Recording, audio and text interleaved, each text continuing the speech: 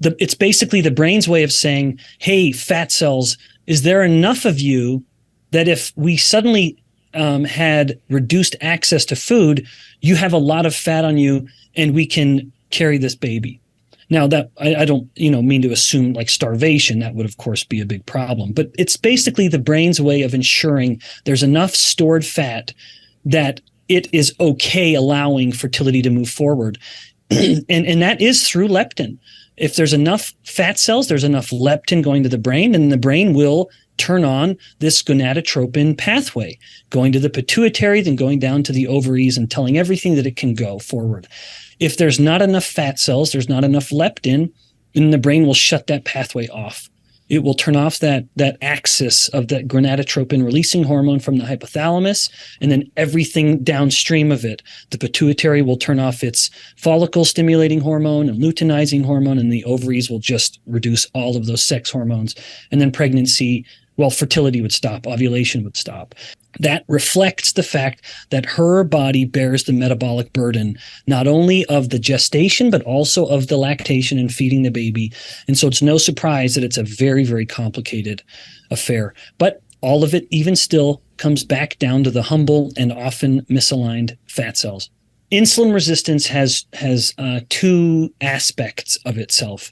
One is the pathological side, which is the version of insulin resistance, which promotes chronic disease, these so-called plagues of prosperity, Alzheimer's disease, fatty liver disease, hypertension, heart disease. All of those are consequences of insulin resistance and the pathological version of it.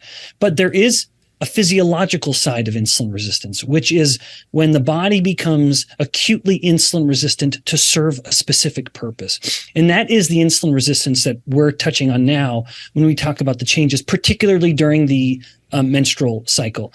So a woman will become relatively a little more insulin resistant. It's right as the endometrium is kind of at its thickest and progesterone is peaking. Then she is at her peak insulin resistance during that cycle. Now, it does not get to the point of like clinically, problematic. But if her insulin resistance were humming along throughout the month at a very, very low level, or let me say it another way, she's very insulin sensitive throughout the entire cycle. And then with those few days, right around the time of ovulation and progesterone has come up, then she becomes a little insulin resistant. And then as she starts to shed, there's no implantation, no fertilization, then things go right back to insulin sensitive. The estrogens tell the body where to store fat, but not how much fat. That's very, very important. Overall, estrogen actually has a fat burning effect.